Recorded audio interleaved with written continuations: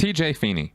I was watching a TV show recently where a CEO or some other management equivalent visits their business in disguise. It made me wonder what would happen if Miscavige or Tom Cruise visited an org in disguise and looked for services. If they were actually audited or regged for money, how would they react? I've heard before that people auditing Tom Cruise were told to finish up because he thought the session was over and they were afraid to anger him. I believe he wanted to leave without a floating needle and was irritated and told the auditor that it hadn't happened in time. Forgive me if I've got that totally mixed up. Would they realize just how empty and badly run Scientology really is, or do they know and just not care? All right, so yeah, the hidden celebrity, hidden CEO thing. Okay, David Miscavige and Tom Cruise are well aware of how small, tiny, and insignificant Scientology actually is.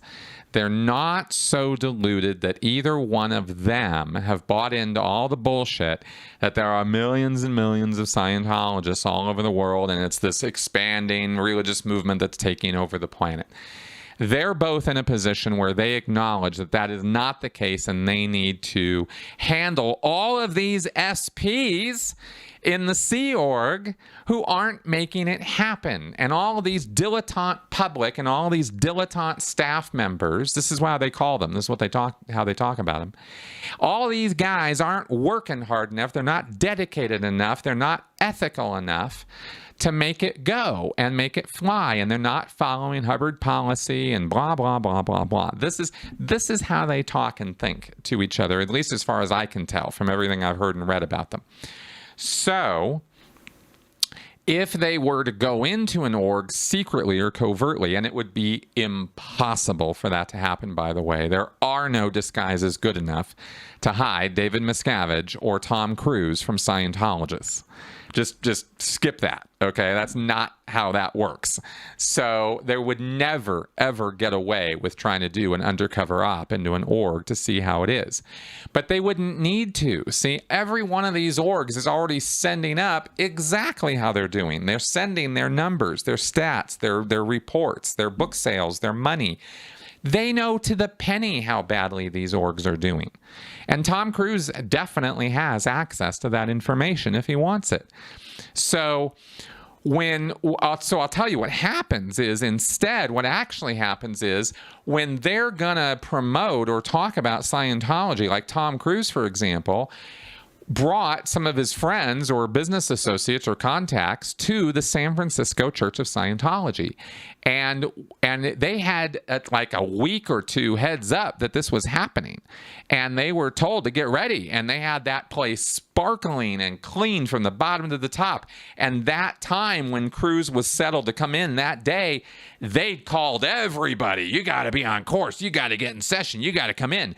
We're having a tour. We're having a celebrity. We're having a VIP come around, and everybody's got to be here, right? And they call everybody, and they pull out all the stops to make that place look as humming and active and alive as they possibly can. And guess what? It's never good enough. I mean, I watched this go down in PAC too, and at the big blue buildings when we would have media come.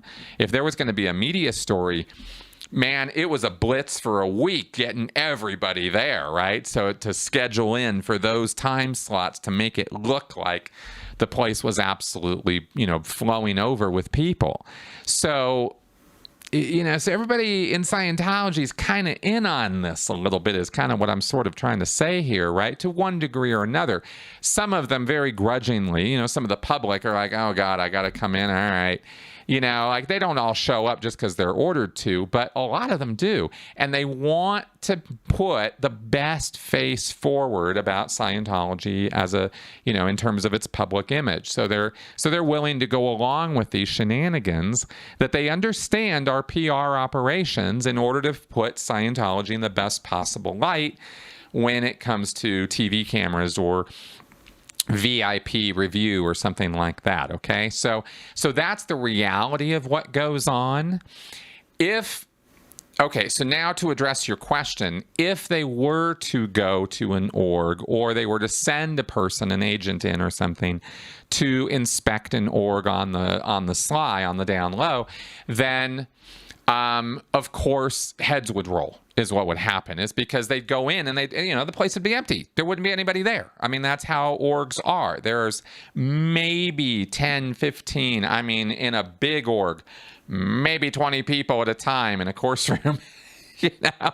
We're not talking about places that are overflowing with people. So they would, of course, be very upset about that. And that's not how things are supposed to look. That's not how things are supposed to be. And so, they would almost feel obligated to have heads roll because, clearly if the place is not packed and the course room's not full and the auditing hours aren't screamingly high, then that means that somebody is out ethics. All right, somebody's stopping that from happening, and that person needs to be found, and they need to be declared or gotten off the line somehow, corrected somehow, so that the place fills up, right? This is more the attitude of Tom Cruise and Dave Miscavige. So that's kind of how that goes. At least that's my most honest response to your question.